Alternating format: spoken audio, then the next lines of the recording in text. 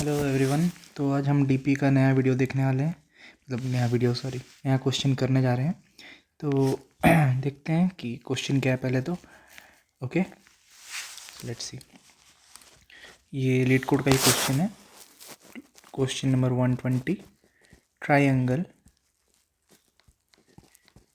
DP से related question है, तो मैं उसी का एग्जांपल ले रहा हूँ। ठीक है, 2 3 4 6 5 7 4 1 8 3।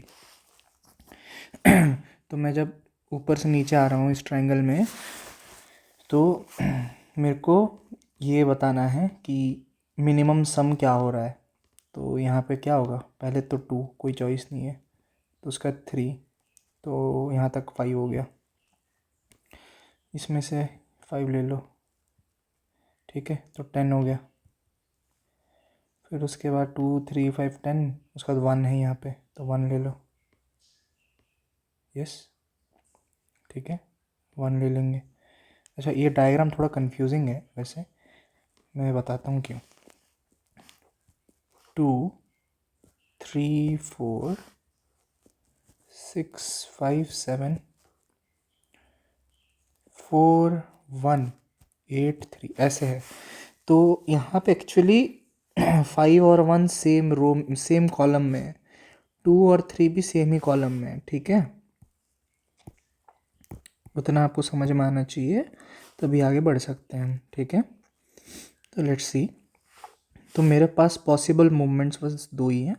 मैं यहाँ हूँ तो इधर यहाँ आ सकता हूँ, तो एक रो नीचे एंड सेम सेम कॉलम, या फिर एक रो नीचे तो मैं आऊँगा ही हर केस में, से एक रो नीचे एंड नेक्स्ट कॉलम।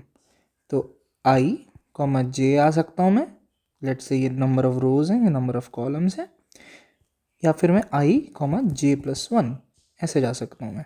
ठीक है, ये 2 तरीका हो गया मूवमेंट का। शिट, ठीक है, कैमरा खुल गया था गलती से। आई कॉमा जे प्लस 1 हो गया। ठीक है, तो तो हम इसको देखते हैं कैसे होगा। तो मैं पहले यहाँ हूँ, फिर मैं यहाँ आता हूँ। 2 + 3 = 5। मेरे पास एक और मोमेंट क्या हो सकता था, 4। तो मैं जाऊँगा दोनों, ठीक है, जाऊँगा तो दोनों ही, लेकिन मिनिमम कौन सा है, 3 है। तो मैं फ़िलहाल आपको आंसर दिखा रहा हूँ, 2 + 3 = 5। फिर नेक्स्ट रो नेक्स्ट कॉलम आएंगे तो 5 आएंगे, फिर नेक्स्ट रो सेम कॉलम, तो आंसर हो गया 11। ऑलराइट, तो आपको पॉसिबल मूवमेंट्स पता लग गए। तो अगर आपने पिछला क्वेश्चन देखा है यूनिक पाथ्स से पहले वाला, क्या था, 1 second guys, minimum grid some, minimum path sum in a grid, right. तो वही है, बस मूवमेंट्स यहाँ पे आपके रेस्ट्रिक्ट हो चुकी हैं। ठीक है, तो चेक करते हैं इसको प्रोसीड कैसे करें। ठीक है, तो आपको मिनिमम रिटर्न करना है। ओके, पहले तो मेरे पास मूवमेंट हो गया डाउन एंड डाउन राइट। आपको ये पता लग गया तो आप इजीली लिख सकते हैं। टर्मिनेटिंग कंडीशंस क्या क्या हैं इसमें। टर्मिनेटिंग कंडीशंस आपको बताया था पहले, आप ये सोचेंगे तो यही बेस केस बनते हैं। तो आप अगर एक चीज़ नोटिस करें, तो अगर मैं 2 में हूँ और अगर मैं नेक्स्ट रो आ रहा हूँ, ठीक है, या नेक्स्ट कॉलम भी जा रहा हूँ, तो मैं कभी भी आउट ऑफ बाउंड्स नहीं जा सकता कॉलम के लिए। क्योंकि अगर मैं किसी भी कॉलम में हूँ, लेट से मैं यहाँ हूँ, तो मैं 7 में आ ही सकता हूँ ना, या तो मैं 7 में जा सकता हूँ, है ना।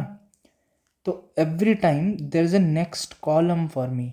देखिए, क्योंकि कॉलम्स बढ़ते जा रहे हैं, right, when we come from top to down, then columns बढ़ते जा रहे हैं।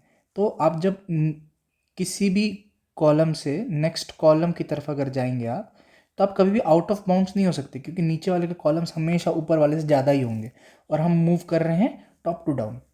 ऑलराइट, ठीक है, तो ये आप अगर सोच रहे थे कि if j is greater than equals to number of columns, then no, नहीं हो सकता। ठीक है, क्योंकि हमेशा कॉलम्स नीचे वाले के ऊपर से ज़्यादा रहेंगे, है ना, ये भी नहीं हो सकता।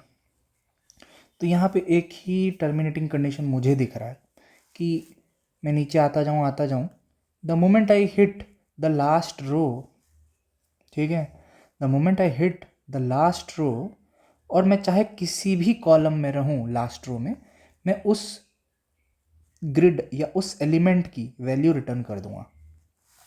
मैं 2 में हूँ, मैं 3 आया, ठीक है, 3 से 5 आया, अब मैं कॉलम कहीं भी जाऊँ, वो आउट ऑफ बाउंड तो मैं जा ही नहीं सकता। अब मैं यहाँ आया ठीक है, my present column and present row will be return जब मैं लास्ट में पहुँच जाऊँ तो, ठीक है, ठीक ठीक है। तो अब इसका रिकर्शन देखते हैं, हम ऐसे ही प्रोसीड करते हैं। आपने पहले की वीडियोस भी देखी होगी। तो पहले इसका रिकर्शन लिखेंगे। तो फ़िलहाल मैं हूँ 0,0 में, और ट्राइंगल नाम का एक 2D एरे दे रखा है, ठीक है। तो I, J, ट्राइंगल, ठीक है, ये एरे ले लिया हमने। अब यहाँ पे बेस कंडीशन आएगा if I is double equals to the last, हम अगर लास्ट रो पहुँच गए, that means we can return the answer, right? So return the answer. What is the answer? Like return the value, return the wherever you are at in the last row. अब possible movements क्या क्या हैं हमारे पास? एक तो मैंने बोला था डाउन, और एक बोला था मैंने down right, right, that's it. तो हम यहाँ करेंगे if, sorry not if, sorry एक सेकेंड। तो down is equals to the present value wherever I am at, क्योंकि हम वैल्यू रिटर्न कर रहे हैं, है ना, तो हम वैल्यू प्लस करते जाएंगे, फिर फंक्शन कॉल करेंगे। तो मैं आई प्लस 1 मतलब नेक्स्ट रो तो आऊँगा ही आऊँगा एट एवरी कॉस्ट, ठीक है, लेकिन मैं कॉलम बढ़ा भी सकता हूँ, नहीं भी बढ़ा सकता हूँ। तो let's say first case is I+1, J, मतलब मैं नीचे आया, same row, next column same, next row same column, so +1 row +0 column, this case, ठीक है। और यहाँ पे वही ट्राइंगल आ जाएगा। सिमिलरली डाउन राइट, यही सेम लिखेंगे, triangle of I of J, यहाँ पे फंक्शन कॉल होगा, लेकिन इस बार रो भी इंक्रीज होगा और कॉलम भी इंक्रीज होगा, ये तो ऐसे ही आ जाएगा। अब रिटर्न क्या करेंगे? रिटर्न क्या करेंगे? Minimum of these two, down down right, that's it, ठीक है। ये है रिकर्शन। तो आपको समझ में आ ही गया होगा मोस्टली, क्योंकि पिछले के क्वेश्चन से बहुत सिमिलर है ये। हम धीरे धीरे आगे बढ़ रहे हैं गाइज, तो हर दूसरा क्वेश्चन एक दूसरे से रिलेटेड होगा, सच डैट आप पिछले का जो कंसेप्ट है आप नेक्स्ट क्वेश्चन पे लगा सकें, है ना। फिर मैं आपको कुछ और, मतलब मैंने कुछ और पढ़ा दिया, नेक्स्ट क्वेश्चन कुछ और ही है, फिर कोई फ़ायदा नहीं है। वैसे लेवल ज़रूर बढ़ेगा, धीरे धीरे बढ़ेगा, ठीक है। तो ये तो रिकर्शन हो गया, इसको मेमोराइज करते हैं, ठीक है।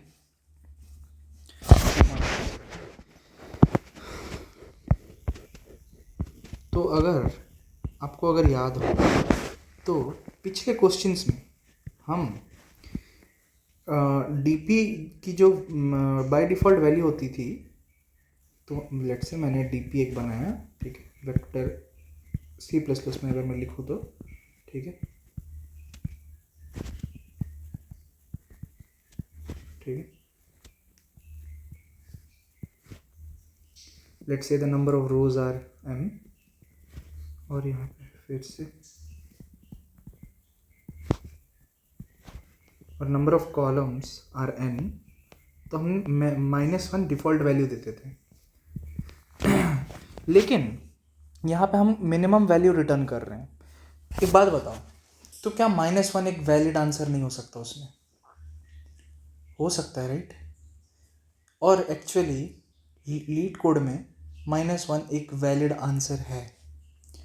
तो अगर हमने -1 यहाँ पे लिख दिया तो हम जो रिकर्शन के टाइम पे हम चेक करते हैं, if dp of i of j is not equals to -1 then return dp of i of j, ये लिखते हैं, राइट? तो ये तो रिटर्न ही नहीं होगा क्योंकि -1 एक आंसर है अपने आप में। तो ये जो पार्ट है स्किप ही हो जाएगा उस टेस्ट केस के लिए, है ना? तो हम चेक करते हैं कि क्या लिख सकते हैं। तो आज ये एक मिनिमम वाली है तो कुछ बड़ा वैल्यू लेना पड़ेगा। तो 1, ये 10⁹ ये ले सकते हैं, राइट? ये ले सकते हैं, ठीक है। 1e9, आई होप आपको पता। तो अब मैंने सपोज ये डीपी का ये बना दिया और यहाँ पे फंक्शन लिखेंगे अब fi, j, ठीक। अच्छा, ये जो n है, ठीक है, यहाँ पे नंबर ऑफ कॉलम्स कांस्टेंट ही नहीं है क्योंकि नंबर ऑफ कॉलम्स बढ़ते जा रहे हैं, राइट? है ना, नंबर ऑफ कॉलम्स बढ़ते जा रहे हैं। तो फिर ये जो n है, मैंने नंबर ऑफ कॉलम्स बोल दिया, ये कहाँ से आया? तो मैं लूँगा मैक्सिमम नंबर ऑफ कॉलम्स। यहाँ पे मैक्सिमम नंबर ऑफ कॉलम्स क्या होगा? 2 3 4 6 5 7 4 1 8 3। तो 1, देखिए, तो पहला रो में एक ही कॉलम, दूसरा रो में 2 कॉलम, तीसरा रो में 3, चौथा रो में 4 1 8 3, 4 कॉलम। तो मैं 4 लूँगा यहाँ पे, है ना? तो यहाँ पे क्या आ जाएगा? बेसिकली m की वैल्यू जो होगी, m की नंबर ऑफ रोज की होगी triangle dot size, while n की वैल्यू जो हो जाएगी वो होगी ट्राइंगल ऑफ n-1, है ना? n, because n is not a valid index, not n, sorry, m-1, ठीक है, डॉट साइज -1, क्योंकि लास्ट इंडेक्स जो होती है यही होती है ना, है ना? मैं क्या कह रहा हूँ, समझ रहे हैं? अच्छा, लास्ट इंडेक्स नहीं, हम साइज ले रहे हैं, राइट? सॉरी, हाँ, तो ये हो जाएगी साइज m-1, क्योंकि last valid index is m-1 और वहाँ तक की साइज। ऐसे ही कॉलम साइज एक्सट्रैक्ट करते हैं। तो बस, तो डीपी बन गई एक m और n साइज की। फिर अब डीपी का फंक्शन, रिकर्शन का फंक्शन मेमोराइज कर देंगे। तो i, j, triangle and then DP. अच्छा, आपको अगर आप C++ से करते हैं, यहाँ पे आपको इसका रेफरेंस पास करना पड़ेगा। जावा में कोई ज़रूरत नहीं है, जावा में बाय डिफ़ॉल्ट रेफरेंस पास हो जाती है ना? तो वही सेम बेस कंडीशंस रहेंगे। If i double equals to, let say मैं m लिख रहा हूँ गाइस, ठीक है, आप समझ जाइएगा, ठीक है, m-1, क्योंकि साइज़ है ना ये, तो लास्ट इंडेक्स तो m-1 ही होगी। ये अगर साइज़ है, size of the number of रोज है, तो लास्ट होगी m साइज -1, राइट? तो m-1, तो रिटर्न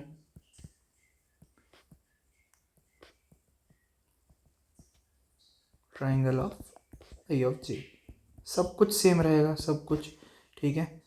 बस यहाँ पे हमें चेक लगाएंगे, dp of i of j is not equals to, हमने dp का बाय डिफ़ॉल्ट वैल्यू क्या दिया है? 1e9, है ना? तो यहाँ पे 1e9 चेक करेंगे, अगर ये नहीं है तो रिटर्न कर देंगे। क्या रिटर्न कर देंगे? रिटर्न कर देंगे डीपी की वहाँ तक की वैल्यू जो है वो रिटर्न कर देंगे। रिकर्शन, है ना? यहाँ ये समझ में आ गया आपको? अब तक यही करते आ रहे थे, बस यहाँ पे 1e9 लग गया, है ना?